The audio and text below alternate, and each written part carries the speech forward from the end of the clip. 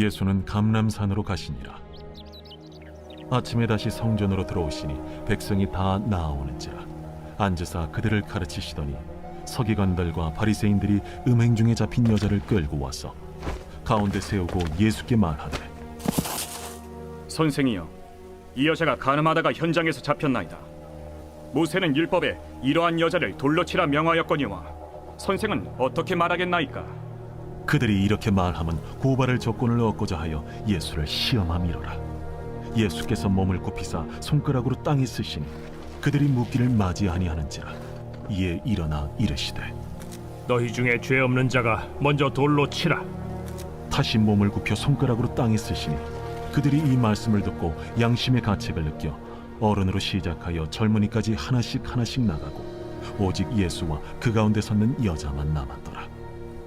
예수께서 일어나사 여자 외에 아무도 없는 것을 보시고 이르시되, 여자여, 너를 고발하던 그들이 어디 있느냐?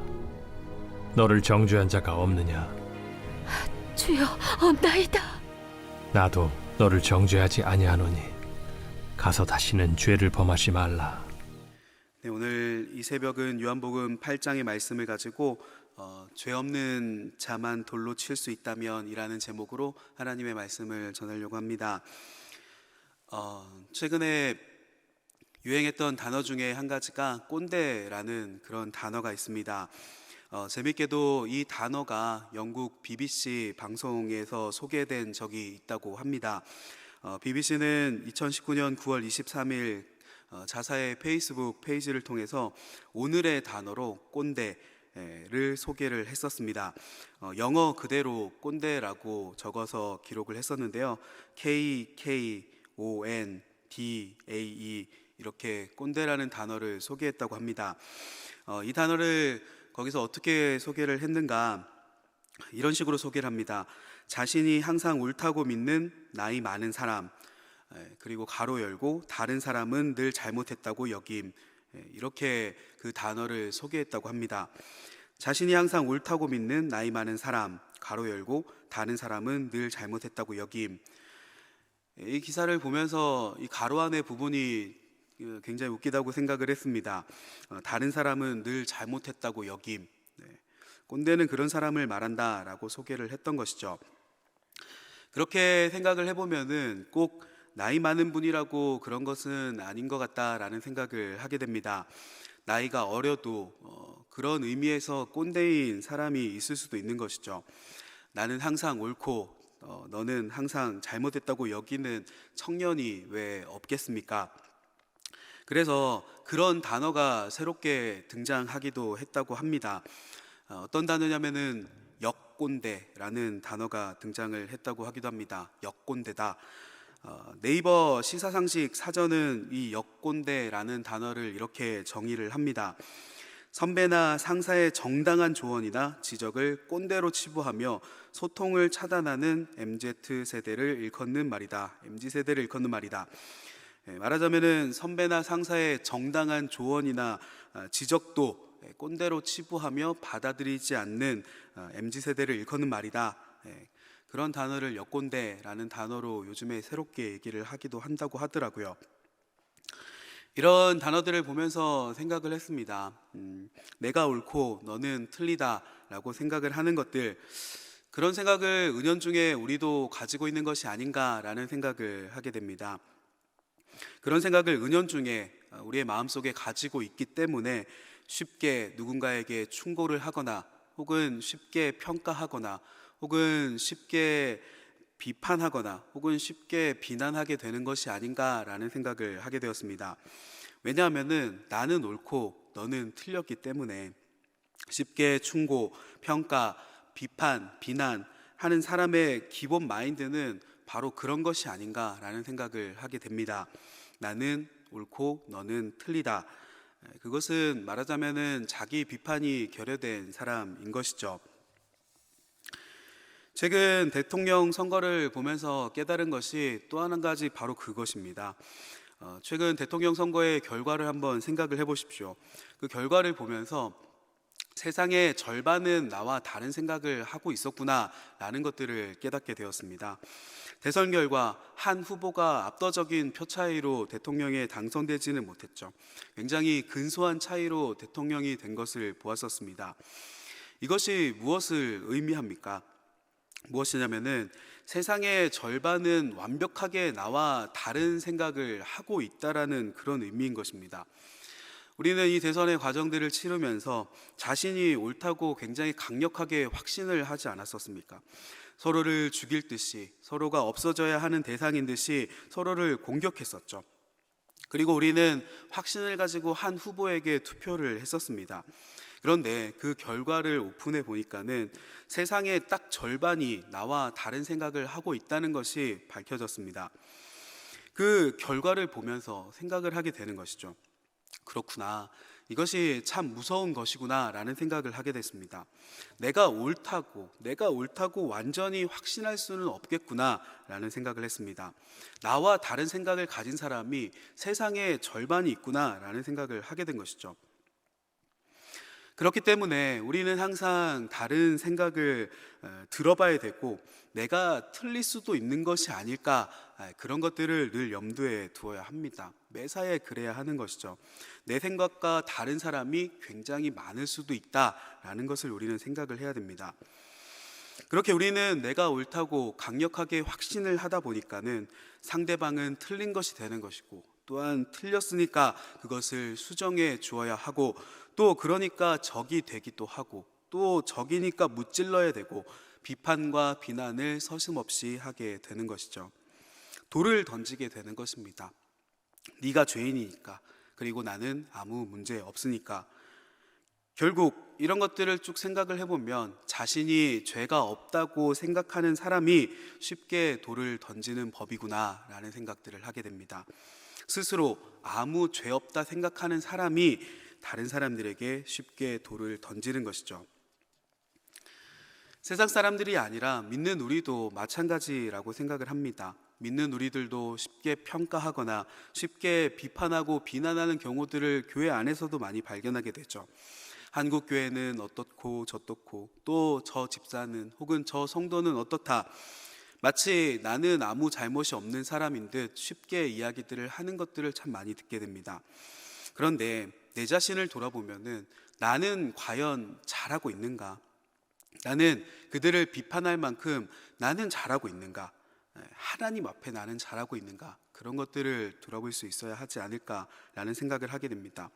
그렇게 하나님 앞에 내 자신을 정직하게 돌아보게 되면은 사실 나 역시 부족하고 부끄러운 점들이 너무 많은 것은 아닌가라는 것들을 깨닫게 되죠. 마태복음 7장 1절에서 5절 말씀에 비판을 받지 아니하려거든 비판하지 말라. 너희가 비판하는 그 비판으로 너희가 비판을 받을 것이요 너희가 헤아리는 그 헤아림으로 너희가 헤아림을 받을 것이니라. 어찌하여 형제의 눈 속에 있는 티는 보고 내 눈 속에 있는 들보는 깨닫지 못하느냐.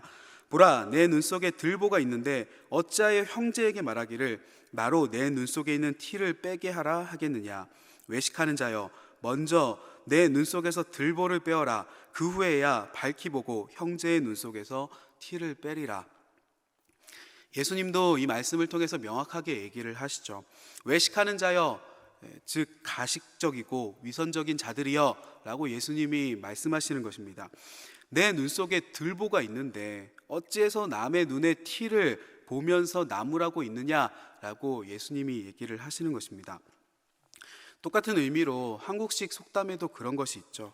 뭐 묻은 개가 겨 묻은 개를 나무란다. 자기 궁뎅이에는 냄새나는 뭐가 묻어서 지독한데 야, 너 엉덩이에 먼지 묻었다라고 지적하는 사람, 똑같은 의미라고 생각이 듭니다. 오늘 본문을 한번 보십시오. 사람들이 예수께 가늠한 여인을 데리고 찾아옵니다. 그리고 예수님에게 말씀을 드리는 것이죠. 예수여, 모세의 율법에 이런 여자는 돌로 치라 명하였습니다. 어떻게 할까요? 가늠한 여인을 데리고 와서 예수님을 시험하고 있는 것입니다. 사람들은 이 여인을 비난하죠. 당장이라도 돌로 칠 기세입니다. 그런데 그런 그들에게 예수님께서 뭐라고 말씀을 하십니까? 너희 중에 죄 없는 자가 먼저 돌로 치라 라고 예수님께서 말씀을 하십니다. 너희 중에 죄 없는 자가 먼저 돌로 치라. 유명한 말씀이죠. 사실 이 말씀은 진짜 우리 자신을 돌아보게 하는 말씀이 아닌가라는 생각을 하게 됩니다. 내가 뭐가 선하다고 돌로 들어 칠 수 있겠는가? 그것도 감히 예수님 앞에서. 예수님 말씀에는 권능이 있죠. 예수님 말씀에는 권능이 있어서 그 말씀을 듣고 그곳에 모인 사람들 모두 마음의 찔림을 경험하게 됩니다. 그 말씀의 능력이 선포되는 것이죠. 그래서 그들은 돌을 들었던 그 손에 돌을 하나둘씩 내려놓고 그 자리를 떠나게 됩니다. 결국 끌려왔던 그 여인은 어떻게 됩니까? 예수님은 이해심을 발휘하십니다. 그녀가 얼마나 수치스러울지, 또 비참할지, 또 슬프고 괴로울지, 간음을 했던 이유가 무엇인지, 간음을 하다가 현장에서 잡혔지만 남자는 어디 가고 여자 혼자서만 잡혀왔는지, 그 비통함과 수치를 예수님은 아셨겠죠. 그래서 예수님은 그 여인을 정죄하지 않으십니다. 나도 너를 정죄하지 않겠다. 다 아시는 것이죠. 그 여자의 모든 상황과 그 모든 일들을 다 아시지만 예수님은 아무 말씀도 하지 않으십니다. 죄 없는 자가 돌로 치라. 이것이 돌로 칠 수 있는 조건이라면은 누가 돌로 칠 수 있는 자격이 있는 것이겠습니까? 그 장소에서 돌로 칠 수 있는 자격을 가지신 유일한 분은 오직 예수님 한 분뿐이시죠. 예수님은 죄가 없으시기 때문에 돌로 치실 수 있는 권한, 본인의 말씀대로 그런 권한이 있으신 그런 조건을 달성하신 분이십니다. 죄 없으신 예수님은 본인 말대로 돌로 치실 수 있는 유일한 분이셨죠. 그러나 예수님은 그러지 않으십니다. 예수님은 돌로 치지 않으시고 용서하시죠. 그리고 그 여인을 품으십니다. 왜 그랬니? 네가 뭘 잘못한지 알고 있니? 그렇게 살지 않으려면 앞으로 네가 이렇게 저렇게 해야 된다. 앞으로 나는 네가 이렇게 저렇게 하기를 바란다. 조목조목 짚어주시거나 복잡한 충고의 말씀을 하지 않으십니다. 먼저 용서하시고 먼저 품으시고 그 다음에 말씀하시는 것이죠. 가서 다시는 죄를 범하지 말아라. 그 한마디 말이 단순한 충고에 그치지 않는 이유가 무엇이겠습니까? 그것은 먼저 예수님께서 이해하시고 또한 품고 용서하셨기 때문에, 먼저 사랑을 보여주셨기 때문에 그 한마디 말이 그녀의 가슴을 때렸겠죠. 돌로 쳐서 그 여인을 변화시킬 수 있었겠습니까? 아니었을 것입니다. 오히려 예수님의 그 용서와 사랑이 그 여인을 변화시켰지 않겠습니까? 죄 없는 자만 돌로 칠 수 있습니다. 그렇다면은 그것은 오직 하나님만 하실 수 있는 일이시죠. 우리는 할 수 없는 일입니다. 그러나 그분은 돌로 치는 대신에 죽임을 당하셨죠. 오히려 대신 돌에 맞으셨습니다. 십자가에서 우리를 대신하여 죽어주셨죠. 용서하셨습니다. 그렇기 때문에 우리는 나 역시 죄인임을 늘 기억해야 하는 것입니다. 나 역시 누군가에게 돌을 던질 수 있는 권한이 없다는 것입니다. 죄 가진 자는, 죄 있는 자는 돌로 칠 수 없는 것이죠. 주님 보시기에는 어떻겠습니까? 예수님 보시기에는 돌로 치려고 하는 자나 끌려온 자나 매한 가지 아니었겠습니까? 오히려 자신은 아무 문제 없는 듯 깨끗한 사람인 듯 돌을 들고 있는 그들이 예수님 보기에는 어쩌면 더욱더 악한 자들 아니었겠습니까? 주님이 날 얼마나 참아주시고 날 얼마나 품어주셨습니까? 우리의 손에 남을 공격하는 돌이 들려있다면 그 모든 돌들을 내려놓으시기를 바랍니다. 쉽게 충고하거나 쉽게 평가하거나 비판하거나 비난하거나, 그것은 상대의 심령에, 그의 마음 가운데 돌을 던지는 치명적인 일이 될 수도 있는 것이죠. 마음에 상처를 입고 하나님을 떠나게 된다면, 시험에 빠지게 된다면 그것을 누가 책임질 수 있는 일이겠습니까? 우리가 누군가의 잘못을 지적하는 일은 굉장히 쉽습니다. 그것은 우리의 입술을 열 힘만 있으면은 할 수 있는 일이죠. 너 나빠, 너 잘못하고 있어 라고 얘기하는 것은 굉장히 쉬운 일입니다. 그러나 그를 위해서 기도하는 일은 훨씬 어려운 일이죠. 똑같이 입술만 들면 되는 일임에도 불구하고 이상하게 비판은 쉽고 중보 기도는 어려운 법입니다. 이 새벽 우리가 그렇게 그 영혼을 위해서, 우리가 힘들어하는 그 사람을 위해서 중보하며 기도하는 일들이 있게 되기를 소원합니다. 내가 쉽게 비판하고 내가 쉽게 비난했던 그 사람을 위해서, 그리고 나아가 이 나라와 민족의 교회를 위해서, 또한 하나님께서 이 땅 가운데 하나님의 정의를 이루시기를 위해서 함께 기도해 주시기를 바랍니다. 그렇게 하나님의 정의가 이루어지기를 기도하는 것이 말로 하는 비판보다 훨씬 더 큰 변화를 가져오게 될 것을 믿음으로 고백하게 됩니다. 오늘 이 말씀을 붙들고 오늘 하루 승리하시는 성도님들이 되시기를 주님 이름으로 축복합니다. 함께 기도하시겠습니다. 할렐루야. 살아계신 아버지 하나님, 주님 이름을 높여드립니다. 하나님, 이 새벽 우리가 잠을 깨우고 주님 앞에 나와 예배드리는 은혜의 특별한 시간을 가지게 하심을 감사드립니다. 하나님, 우리의 심령 가운데 큰 은혜 더하여 주시고 기도의 능력을 넘치도록 허락하여 주시옵소서. 하나님, 혹 우리가 누군가를 쉽게 판단하고 평가하고 비판하고 비난했던 일들이 있는 것은 아닙니까? 우리의 입술에 이 모든 사악한 것들을 끊어버리게 하여 주시고, 아버지 하나님, 그 영혼을 위하여 오히려 중보하며, 혹 그것이 악을 행하는 일이라면 하나님의 정의가 이루어질 수 있도록 하나님, 우리가 믿음으로 기도할 수 있도록 그 중보 기도의 마음을 우리의 심령 가운데 허락하여 주시옵소서. 하나님, 이 새벽에 나올 때 많은 기도 제목들을 가지고 나왔을 것입니다. 이 모든 기도 제목들 하나님께서 다 응답하여 주시고, 모든 병 중에 있는 환우들, 그리고 마음의 질병 가운데 마음의 슬픔과 어려움을 당하고 있는 성도님들 모두 다 하나님께서 고치시고 위로하시는 일들이 이 새벽 가운데 있을 수 있도록 주님 역사하여 주시옵소서.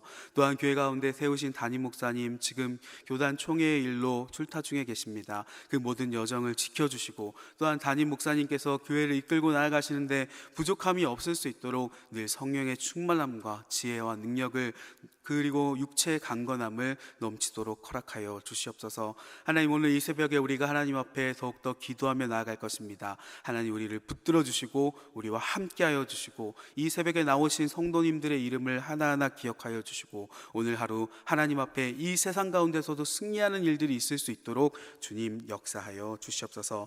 이러한 은혜가 오늘 이 새벽 우리 가운데 넘치게 되기를 간절히 소원합니다. 감사드리며 예수님 이름으로 기도드렸습니다. 아멘.